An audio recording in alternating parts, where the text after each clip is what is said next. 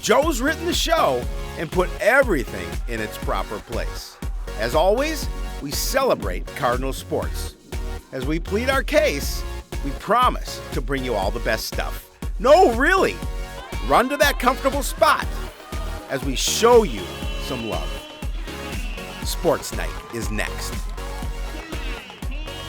Hello, everyone, and welcome to Sports Night. I'm Joe Young. And I'm Howie Shapiro. We have so much in the show, we may have to speed up the way we talk a little bit. We may. We have a lot of stuff to talk about, several highlights, a lot of soccer highlights. We've got every game the soccer teams have played. That's 3 since our last show. We've got highlights of all of them. We've got some cross-country and some tennis highlights to show you as well. But we would be remiss without talking about how excited we are that football returns, high school football returns on Friday. Yeah, we were very excited. I was actually over at football practice before the soccer match last night. And if you're watching it, it's Wednesday today. And they're very excited. And Coach Rusin, very, very excited to get things going. And it's going to be interesting to see the kind of team, because they did lose a lot from a year ago, especially at a lot of key positions. They did. And, of course, the experience at the football games will be much different. As much as everyone wants to go out and support their teams, unfortunately, that is just not the way things are going to be able to work. The Anoka Hennepin schools released these restrictions. All tickets, there are only 250 tickets. They're all distributed through the teams. There are no tickets available to the public. All campuses will be closed on game days, including all of the parking lots and areas surrounding the stadiums. Please do not show up trying to get a ticket to get into the game. If you have one of those pre-authorized tickets, definitely come out and support your team. But unfortunately, this is the way it has to be. And if there are groups that come and try and hang around at the parking lots, it could lead to consequences with the school or even law enforcement. And we don't want that. No. And it's really nice to hear Anoka Hennepin school districts encouraging people to watch us. You don't have to listen to us. We will have as many of the games as we're allowed to cover. We will have that for you live on our website and also on our YouTube channel. So please get together in small groups at people's homes, watch online, and show your support that way so that we know that everything will go as smoothly as possible as we get through. It's just a short season. There's only a half a dozen games, and we want to be there and be part of every single one if we are allowed. We will definitely be there for the season opener on Friday against St. Thomas Academy. Moving right along, tennis team wrapping up the regular season last week with a game against Park Center.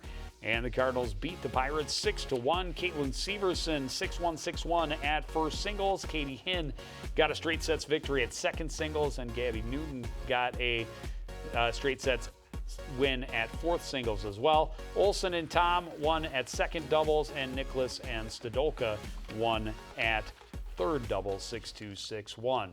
Tennis team started section playoffs on Monday this week with a trip to Buffalo to face the Bison. The Cardinals haven't had as much success as they had hoped for this season, but coming off the win over Park Center, they felt pretty good, and they knew that anything can happen in the postseason. Cardinals making some lineup changes for sections. Caitlin Severson and Ella Georgie teaming up at first doubles for the first time, and with great results. Georgie with the winner down the line on this point. Severson and Georgie win easily 6-0, 6-1. Kelsey Goldman and Emily Nicholas in the near court at second doubles. Nicholas taking care of the baseline on this point. The miss hit gives them the point. Goldman and Nicholas win in straight sets 6-4, 6-2. Mary Olsen and Rowan Tom get the call at third doubles, and a great comeback win for the Cards. After losing the first set 3-6, they win 6-1, 6-4 to complete a double sweep. The singles lineup, however, not as smooth for the Cardinals. Katie Hinn playing first singles for the first time this year. She plays well, but just not a match for the top Bison player. She loses 1-6, 0-6. Abby Ness was also swept at second singles. And Gabby Newton putting up a good fight at third singles, but she also will come up short, losing 3-6, 2-6.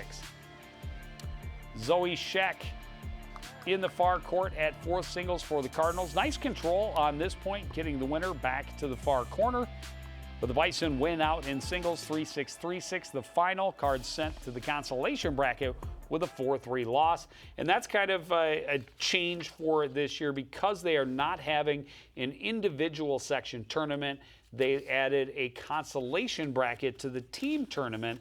So the loss to Buffalo did not mean the end of the season for the Cardinals. They were back home taking on the 15th seeded Cooper Hawks today, and the Cardinals swept up with a 7-0 victory. So they move on to the semifinal round, which will be played on Monday. And should they win again, they will play in the consolation final on Wednesday. Well, we wish them congratulations and obviously really good luck on Monday as they continue on in this tournament. Well, and a really cool note, changing some information with Coach Storick today, and a couple of players, Mary Olson and and Zoe Scheck, are both volleyball players who will play volleyball this season once the tennis season is over. They decided to play tennis when volleyball was pushed to the spring, so now they will be able to letter in both sports in one season, which is a very rare thing. The only others I know that do that are soccer players who end up kicking for the football team. Which is pretty cool. I mean, that's great to hear, and I know that they wanted to get an opportunity to play tennis as well, and since they got a little bit of delay in the volleyball season, able to do both. Very cool. Well, the cross-country teams competed in the Northwest Suburban Conference tournament earlier today. Last week, their final tune-up turned out to be their best overall race of the season so far, despite the fact that the Cardinals were missing some of their top runners. They met up with two of the conference favorites on Friday at Elm Creek. Cardinals going up against Maple Grove Crimson and the Centennial Cougars, and they performed very well. After a somewhat disappointing show in their last race, 31 of the 38 Cardinal runners posted all-time or season best time. The boys were without Audrey Kimboy and Peyton Martinick, so it was sophomore Aaron Casey posting his top time, taking 20th place in 18:20. Ryan Pauly was just 12 seconds behind in 23rd place, and junior Josh Thoen was third to get in under 19 minutes and finishing 29th in 18:57. Fellow junior Joseph Dunn crossed in 39th place with a root beer time of 19:19, and sophomore Ben Helsey took it 44th in 19:32. Similarly strong challenge for the Lady Cards facing the Crimson and Cougars without Ilsa Hoagland. But they too stepped up in time to her absence. Junior Lila Gilliard and senior Zoe Hoagland raced each other all the way to the finish, posting times just 2 seconds apart in 24th and 26th. Junior Akela Lowe next to cross in 44th place with 8th grader Lily McKenzie right on her heels in 45th. Sophomore Ash Cocherella is the 5th Cardinal to finish, taking 48th place. The girls also finished with 85 points. Yeah, it's good to see them running, and reading Coach Green's blog. The previous meet, he said, a lot of good things happened, but this was not our race. Clearly, across the board, a lot of people struggled with that course on that particular day. Glowing report for what happened in the tri-meet last week. We did not get a chance to get results as we are shooting this on Wednesday afternoon, evening. So those results not updated, but we will have them for you next week on Sports Night. They will have the Section 5 AA meet next Thursday. Swimming and diving team, just one meet last week against Anoka, and they come up short against the Tornadoes, 94-83. Megan Schultz, first place finishes in the 200 IM and the 100 breast. Her time of 105.26 in the 100 breaststroke, best time in the state so far, beating the senior from Anoka, who was one of us. I don't know if she won state last year or she was one of the top finishers at state last year, but either way, Megan has the top time in the state in the 100 breast so far. Claire Hartung was first place on the board with a 183.95. That number puts her in the top 15 all-time in school history. Ella Hacker had a first-place finish in the 100 free and a second-place finish in the 50 free. Emma Schmidt was second in the 100 fly in a time of 110.95. The Cardinals will host the Osseo Orioles on Thursday, and Howie will be there. And they will take on Armstrong at the Northdale Middle School pool next Tuesday. Well, as we talked about at the top of the show, a lot of soccer highlights to talk about. We'll start with the boys team. Boys closed out its regular season facing some of the top teams in the Northwest Suburban. Last Tuesday, the Cardinals were on the road taking on conference-leading Champlin Park. Rebels came into the game with an 8-0 record, and 4 of their wins were by shutout. So it would be a huge challenge for the Cards to find a way to generate offense. Champlin wastes no time establishing their offense. Just the 3rd minute, Cullen Mort crosses from the corner. Leo Kane for the one-touch goal. Rebels off and running. And they ride the momentum. Kane again shoots back across the net. This one goes off the post. Mork plays it back across. It's off Cardinal defender and in. Rebels up by 2 just 5 minutes into the game. Late in the first, Rebels with a free kick. William Heinen goes direct and finds the corner. 3-0 Champlin Park at the half. Midway through the second now, Kane draws the defense and feeds Heinen on the right. His shot is going to be stopped, but the rebound is right to Giannis Kane for the easy tap-in. Rebels cruise to the easy 4-0 win. On Thursday, the Cardinals were in Rogers to face a Royals team with a similar record, but they had big wins against teams that beat Coon Rapids. They also had one of the most dangerous scorers in the conference, and he proved to be more than they could handle. Alex Bowman had 12 goals in the first 9 games of the season, and he starts the scoring just 7 minutes in. Bowman gets behind the defense, slips the shot past the Winter to get the Rogers Royals on the board. Well, just over 5 minutes later, the Royals push it to Bowman again, makes a nice move to get around the defender, then boots it home with the left foot. Rogers up 2-0. Well, Cards, they're attacking in the final minute of the first half. Coming up here, Yukon Harmon is knocked to the ground inside the box. You're going to see it there, giving Coon Rapids a golden opportunity. Well, Ben Kish will take the penalty kick, and he pounds it off the post. It's still 2-0 at the half. Royals free kick about 15 minutes into the second. It comes through to Bowman. He spins, shoots, scores again. Rogers on top by 3, all from Alex Bowman. Carl's going to get one back just minutes later. Good touch passing to give Yukon Harmon a chance. He splits the defenders, pokes it past the keeper to make it a 3-1 game. Well, they almost cut it to a 1-goal deficit off the free kick. Great header by Tomas Mena. He follows the shot, knocks it away from the keeper into the net, but instead of a goal, it's called a foul on Mena. That was the last bit of momentum for the Cards. Royals attacking with numbers, and Ethan Tran buries the shot to make it 4-1. Bowman added his fourth goal of the game as Rogers runs away with a 5-1 victory. That set up the regular season finale on Tuesday. Cardinals hosting Centennial, a team that was just over 500 for the season, but coming off a dominant 5-0 win over Blaine. Still, the Cardinals saw this as a great opportunity to get one last victory on their home turf. They get exactly what the start they wanted, cashing in on a corner kick in the 7th minute. Mo Fatty able to poke home the bouncing ball, get the Cardinals on the board. And they're able to add to that lead just over midway through the first half. Yukon Harmon's pass sends Brian Lopez in on a breakaway. Keeper gets a piece of it, but it's going to bounce its way into the net. Cardinals are loving a 2-0 lead at the half. Momentum, however, swings the other way in the second. Centennial with a free kick. It goes hard off the post. Aiden Dockendorf able to put the rebound home and cut the lead in half with 24 minutes left in the game. And the Cougars keep the pressure on. Garrett Myers trying to split the defenders. He gets tripped up as he gets close. A little delay, but the foul is called. Centennial gets the PK. Will Myers will make the penalty kick count. Goes left and low. That evened the score with 6 minutes remaining, and that's how it ended. Cardinals tie for the 4th time this season. That was a tough one, obviously being up 2-0, and then unfortunately, we talked about it last night, couldn't keep that lead, and to get the tie, as you mentioned, number 4. That, we talk about ties are better than the wins, but I think this was not a satisfying. This is not a satisfying tie for the boys. No, and I think really, if you look back at them with the 4 ties, even if you have 2 of those that they were able to turn into wins, Now you're at 4-4-2. Yep. You feel a little bit better. Yep. But we talked a lot about it during the game last night. It's a very short season against a very tough schedule. Yep. Last year I think they only had 4 wins all year. This year only 2, but last year they had St. Paul Johnson on their schedule.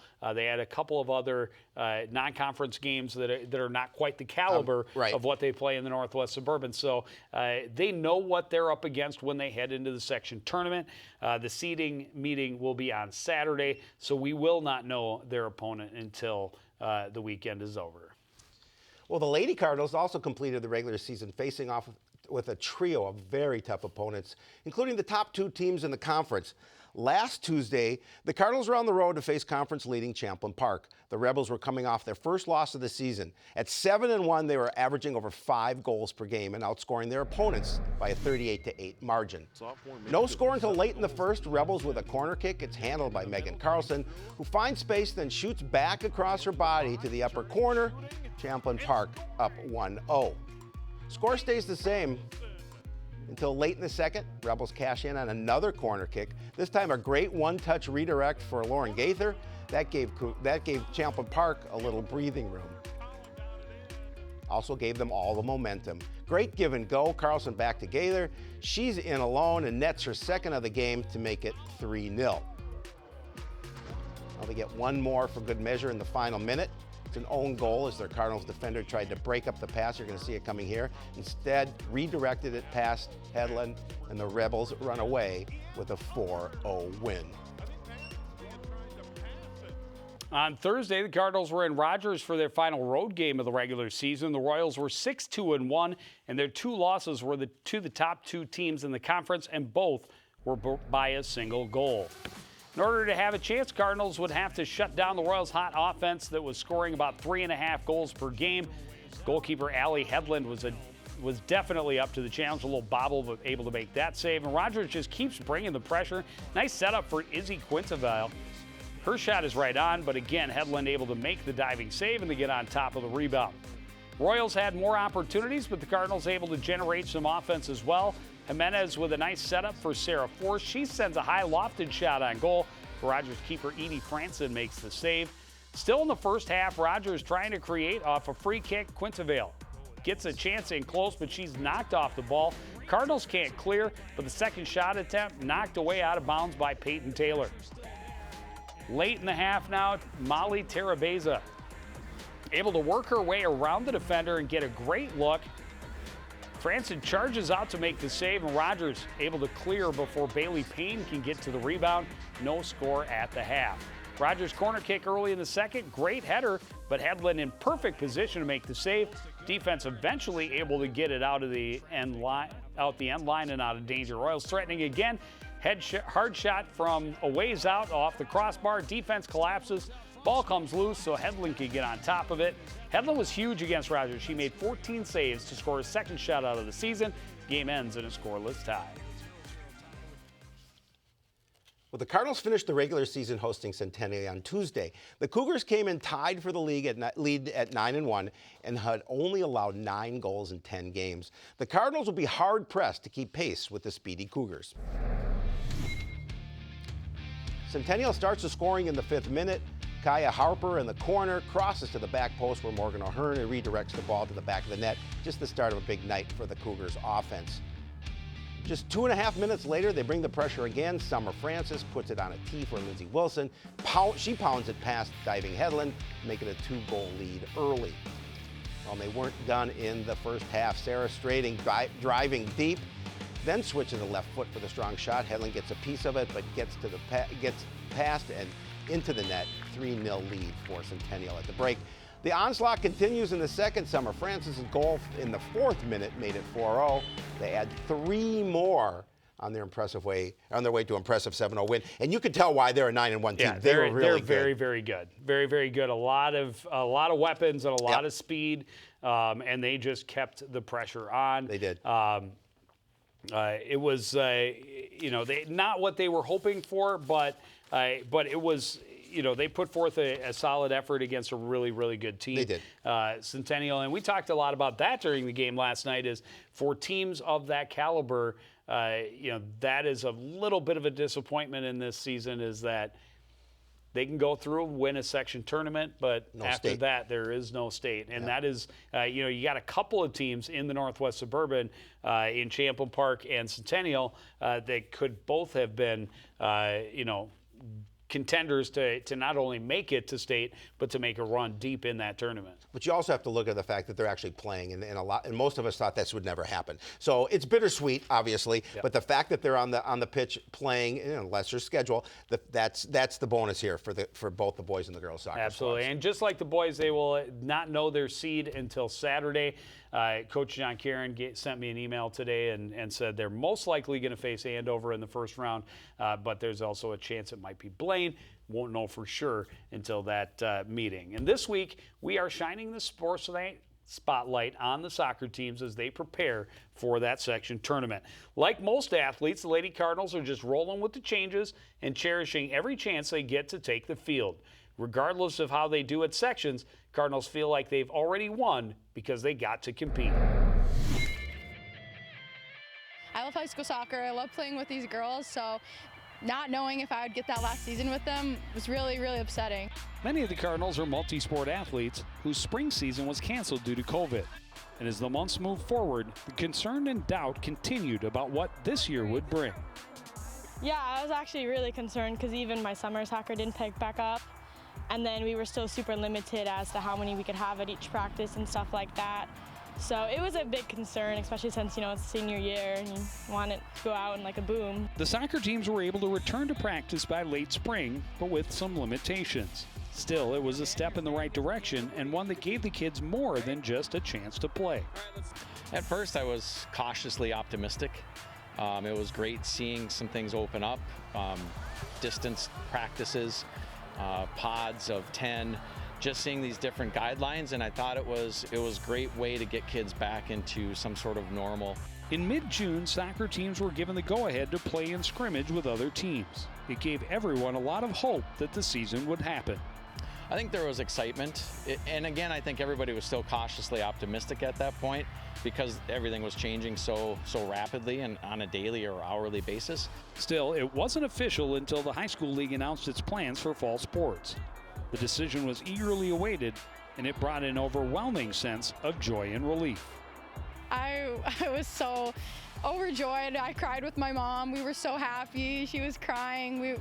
I don't think I've ever been so happy before because I was so worried. I was watching the live tweets happen, and when they said that we were going to get the season, I was really happy. This is a great opportunity for us that was provided by the high school league to let these girls play, and so we're going to take every day as a bonus and a positive.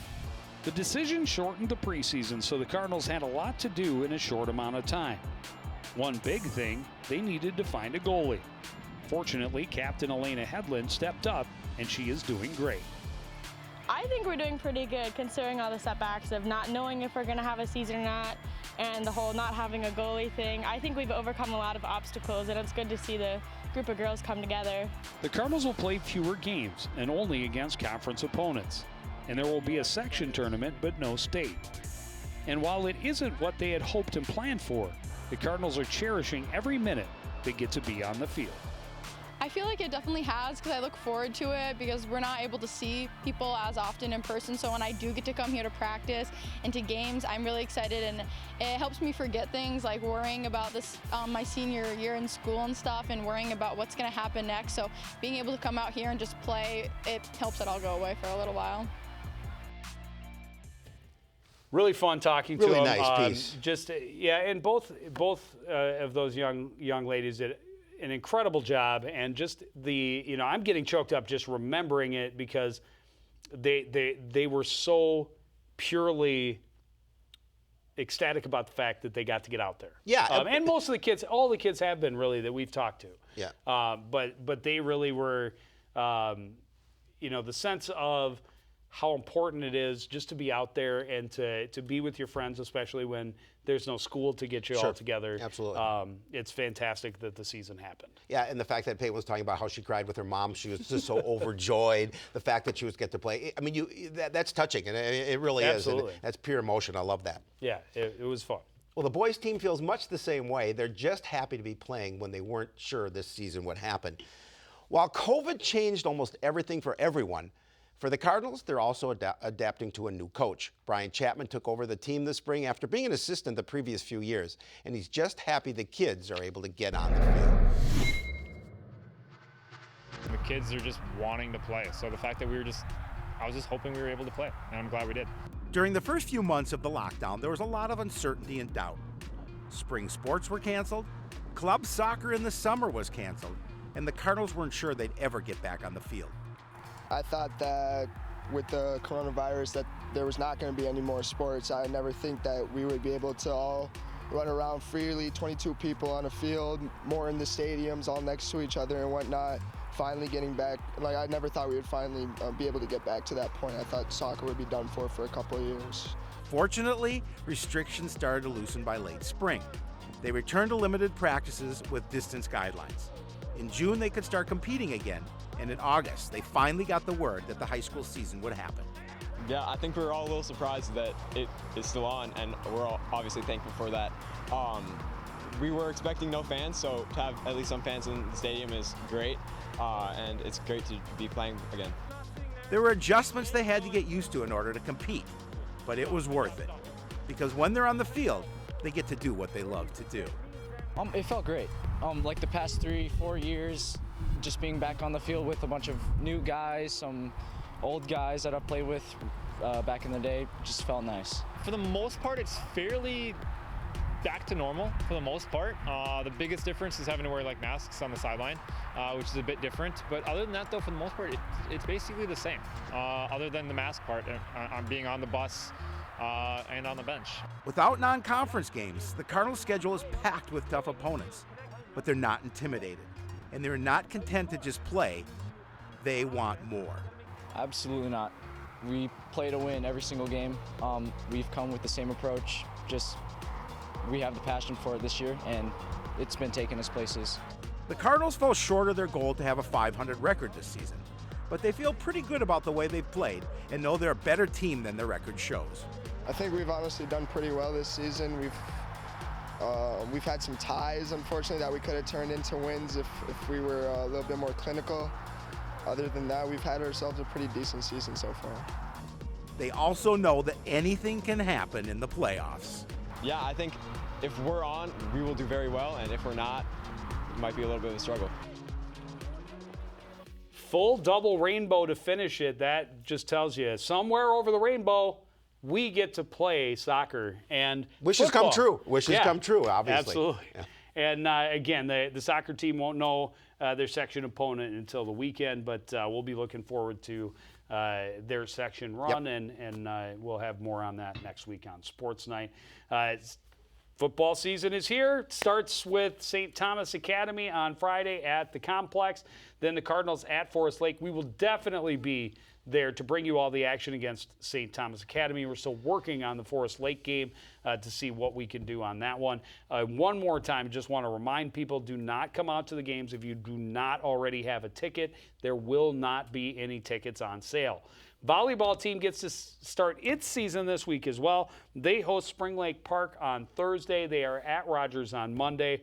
Unfortunately, no fans allowed for indoor sporting events during the fall of 2020, but we will do what we can to get as many of those games as possible. We're trying to get as many people, get as many sports, be at as many events as we possibly can, so that you can still watch the kids play.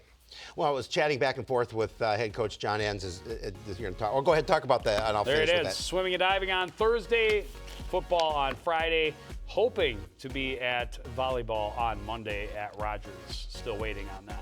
So I was chatting with Coach Enns back and forth, and he said, they're hoping to do some social distance watch parties when we are able to do the game, so they can see, and obviously they can't be there, but that's a great idea for anybody. As you mentioned earlier, make sure you're social distanced. Small groups, but you can watch it live. Or outdoors. If anybody's got a projector, they can put it on the side of the garage.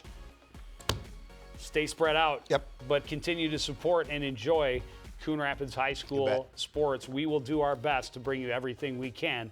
But that's going to do it for this edition of Sports Night. We want to thank everybody out there for joining us and continuing to support everything we do here at CTN. For the entire crew, including Howie Shapiro, I'm Joe Young. Say good night.